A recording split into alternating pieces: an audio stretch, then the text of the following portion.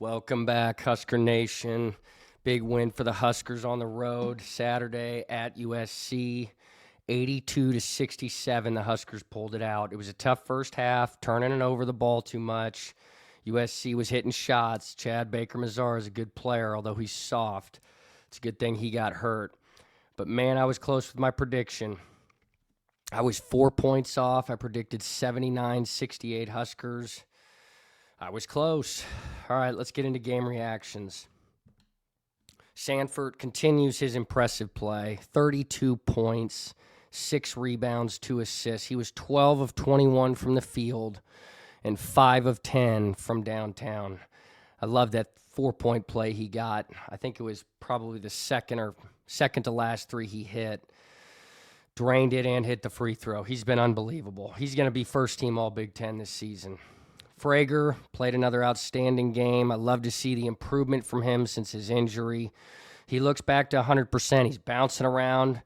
He's moving well with the ball. He's playing aggressive. That's the most important thing. He's playing aggressive. I just wish we could see him start again.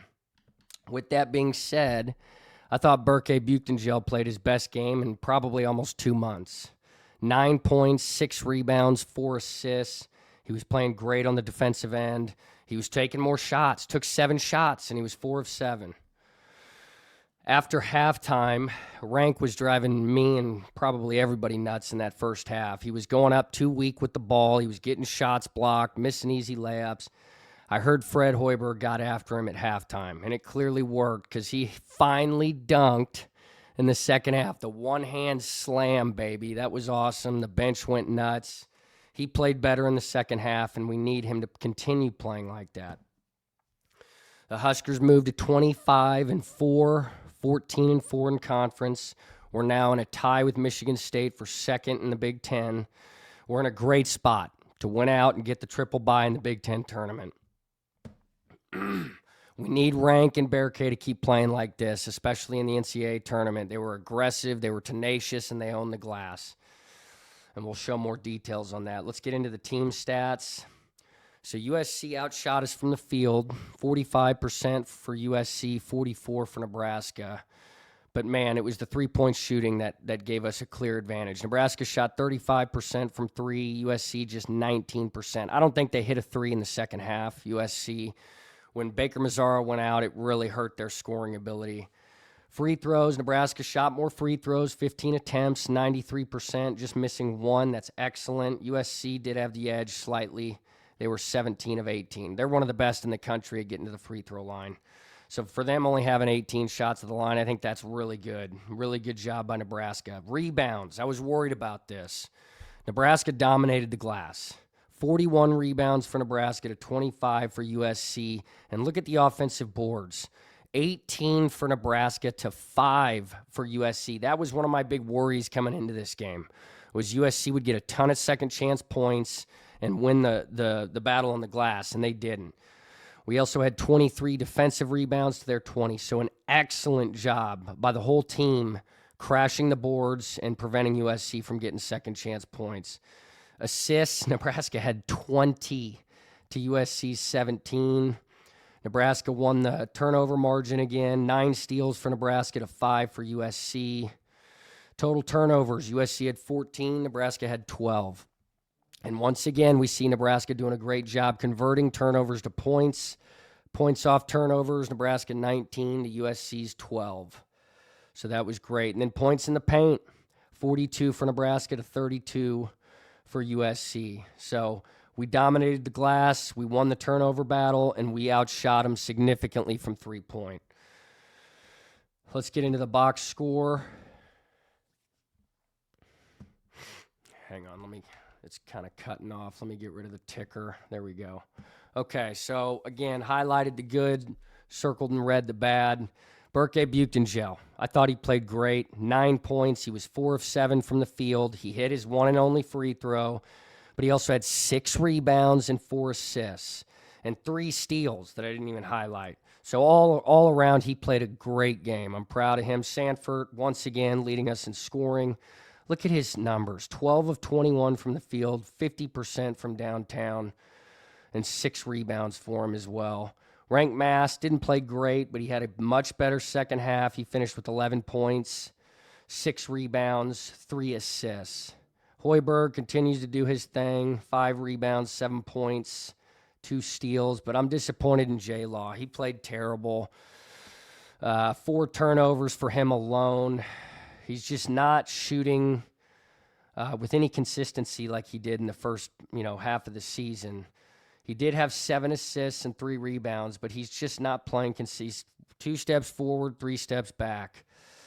Braden Frager, 17 points, 6 of 11. He was 4 of 5 from the free throw line. He also had 8 rebounds in this game. 3 turnovers. He needs to cut back on that, but I think overall he's back to his old self. USC, boy, when Baker Mazar went out, they kind of were screwed, and the announcers were talking about it in that game. He's a soft, whiny player, man. I mean, I'm glad he's not on our team because he'd drive me nuts, but he just seems like he's weak-minded. He took himself out of that game. He's been doing that the whole season. He's by far their best scorer. I mean, you saw it. He was the reason they were beating us in that first half. And then as soon as he came out, everything fell apart for USC. So that's disappointing. So, but other than him, Elijah Arenas, their freshman, had a good game with 14. Brownell was hitting threes for them. He finished with 10. And then Cam Woods finished with 12. But all in all, a good performance for Nebraska's defense. All right, that's it for USC. Now, we are going to get to UCLA. We play them tomorrow night, 10 o'clock, late start because we're on the West Coast. Let's get into UCLA preview. So they're 19-10, 11-7 in the conference. They just are coming off a loss to Minnesota, a bad loss to Minnesota, 78-73. They were on a winning streak, 2-game win streak before that. They beat Illinois, had a huge win against Illinois. So that was a bad loss. But let's talk about their head coach, Mick Cronin. He's in his 7th season with the Bruins. He's had a few different stops. He was at Murray State, compiled a 69-24 record at Murray State. Then when he was at Cincinnati, he was 296-147. And now in his 7th season with UCLA, he's 157-74. So just a great all-around coach. He's really built this team up in the transfer portal. I'll get into their roster talent in just a minute, but he's a good recruiter, a hell of a coach. He's had 4 conference tournament championships and then 4 regular season conference championships, and he's also been to 1 Final Four. I think it was in 2022. Let's look at UCLA's schedule. So they had a really close loss beginning of the season to Arizona, who's looking like one of the best teams in the country. They lost by 4 points to Arizona. Then they lost to California. Gonzaga, they lost by 10. Iowa beat them by 13. Then Wisconsin beat them. Ohio State beat them by 12. But then they had this run. Once Big Ten play started, they lost their first 2, and then they beat Maryland, Penn State. Somehow found a way to beat Purdue at home. Then Indiana beat them in overtime. They beat Rutgers and Washington. The best teams that they've played, they've lost all the really good teams. Michigan State slaughtered them. Now they beat Illinois. That was their best win. But if you look, at the course of their season, Arizona beat them. Gonzaga beat them. Iowa beat them. They beat Purdue. That was a huge win. Purdue and Illinois are their best wins. But then Michigan State slaughtered them. So the best teams they've played, they've been beat. They had a couple big wins, but just struggling to find consistency. After the Illinois and USC wins, those were 2 huge wins. I can't believe they lost to Minnesota. That just was a huge loss for them. Because if they came into this game on a 3-game winning streak, I'd feel a lot differently. So they've got a couple big wins over Purdue and Illinois. Those are their best wins, but just struggling to find consistency in Big Ten play. All right, let's look at their stat leaders. And this is what really impressed me. Their 5 starters are all averaging double figures for this team. Tyler Bilodeau is their leading scorer, 18.4 a game. He's also leading them in rebounds with 5.8 per game. He's shooting 45.5% from 3. This is one of the best 3-point shooting teams in the country, second best in the Big Ten, even ahead of Nebraska. So they will shoot lights out. So it starts with Bilodeau, then Donovan Dent. And I'll get into where these guys transferred from and their roster talent. But Donovan Dent, 13.5 points a game, 2.7 rebounds, and 7.5 assists per game. He's their main facilitator. He's one of the leading assist guys in the conference. Sky Clark, 12.6 per game. Trent Perry, 12.3 per game. And Eric Daly Jr., 10.9 a game. So balanced scoring from this team and their starting five. I did circle in red their rebounding totals. That is one of their big weaknesses, just 32 rebounds per game. That's 14th in the conference. But you look at their three-point shooting, 38%, second best in the Big Ten, and they're also shooting 47% from the field, which is top 5 in the Big Ten. All right, let's look at their roster talent. So it starts off with Tyler Bilodeau. He was a highly touted transfer, 97th overall player in the transfer portal 2 years ago in the 2024 transfer portal, 13th rated power forward. He transferred from Oregon State, did 2 years at Oregon State, now in his second season with UCLA. So a great pickup for them. Then Donovan Dent, who did his first 3 years at New Mexico, was an absolute stud for New Mexico. He was a 5-star in the transfer portal this last offseason. 98 overall rating, 4th best player in the portal, 3rd best point guard. So a huge pickup for Mick Cronin. And then Trent Perry, not a transfer, just a traditional high school recruit. Look at the rating of this kid.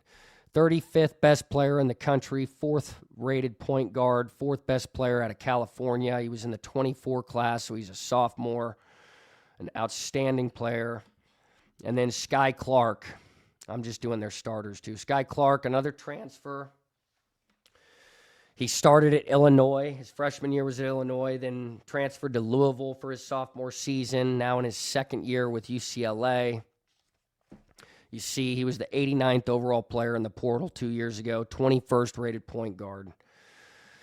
Then Eric Daly Jr., highly rated out of high school, 38th best player coming out of high school, and then in the transfer portal, the 56th best player, 7th rated power forward. He was a transfer from Oklahoma State. So they nabbed him from Oklahoma State a couple years ago. So he's got studs out of high school and studs from the transfer portal. But you notice all these, 3, 4 of these transfers, it's their second year with UCLA. So he's not losing them after he gets them. So a lot of talent on this roster, significantly more than Nebraska. And then let's look at their probable starting five. Now, I took this from their last game against Minnesota. It's going to be Trent Perry, Donovan Dent, Sky Clark, Eric Daly Jr., and Tyler Bilodeau. So Trent Perry's their point guard. Donovan Dent is their 2 guard. Sky Clark, small forward. Eric Daly, power forward. And Tyler Bilodeau is their center. Okay, let's get into UCLA's strengths. Number 1, we already talked about it, balanced scoring and playmaking. All 5 of their starters are averaging double figures in scoring. That's unbelievable. That's the first time doing one of these previews I think I've seen that with any other opposing team we've faced. Second, efficient shooting. They're almost 38% from three-point this season. That's second best in the conference, and they're shooting 47% from the field. Third strength, assist numbers. Not quite as good as Nebraska's. They're averaging 16 assists per game. I believe that's just 8th in the conference, but their assist-to-turnover ratio is 4th best in the conference. 1.75 assist-to-turnover ratio. So they move the ball well, and they play at a slower pace. Fourth strength, experience. They have 6 seniors on this roster, 4 juniors. Donovan Dent, Tyler Bilodeau, both seniors. So like Nebraska, they've got guys that have played a lot of basketball together. Weaknesses. First weakness for UCLA, rebounding. Only averaging 32 rebounds per game. That's 14th in the Big Ten of 18 teams. So Nebraska needs to win the rebounding battle. Can't give up second chance points.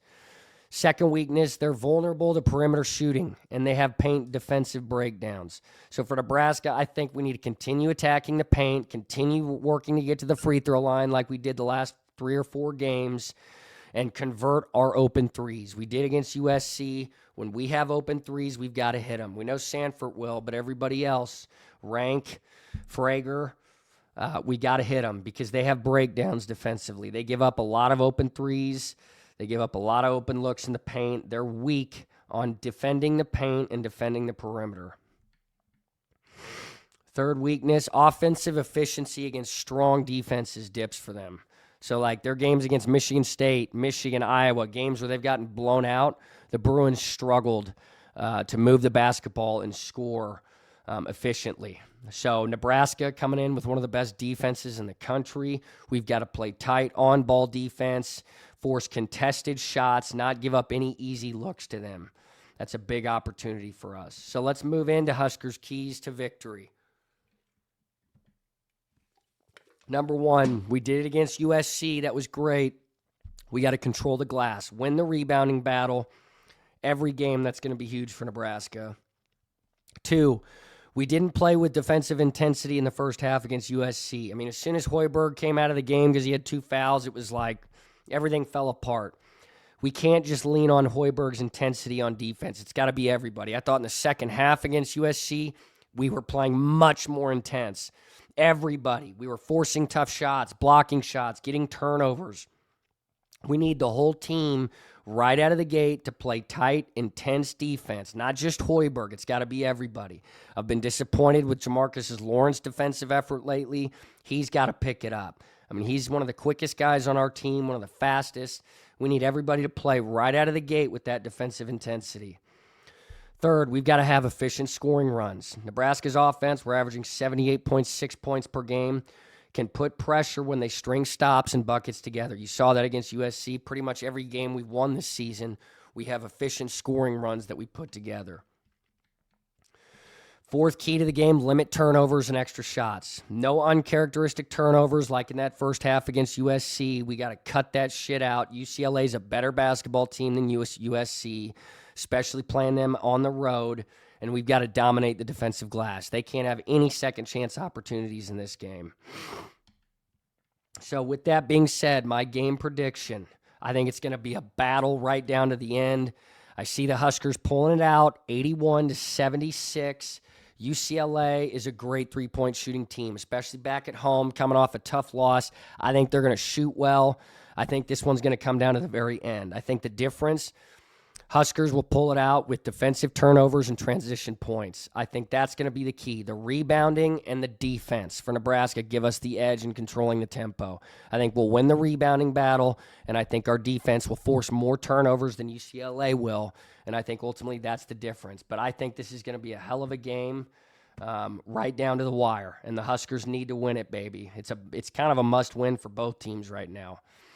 So that's all I've got for this episode. Huge win for the Huskers Saturday. Apologies for the late episode. I've been fighting a sinus infection. Don't forget, tomorrow night, Nebraska plays UCLA late night, 10 p.m. Central on Big Ten Network. It's a late game playing on the West Coast. So don't forget to tune in for that one. Make sure you continue to like and subscribe and leave your comments, as I really enjoy reading those and interacting with you guys. Thanks so much, everybody. Have a great week, and like always, go Big Red, baby.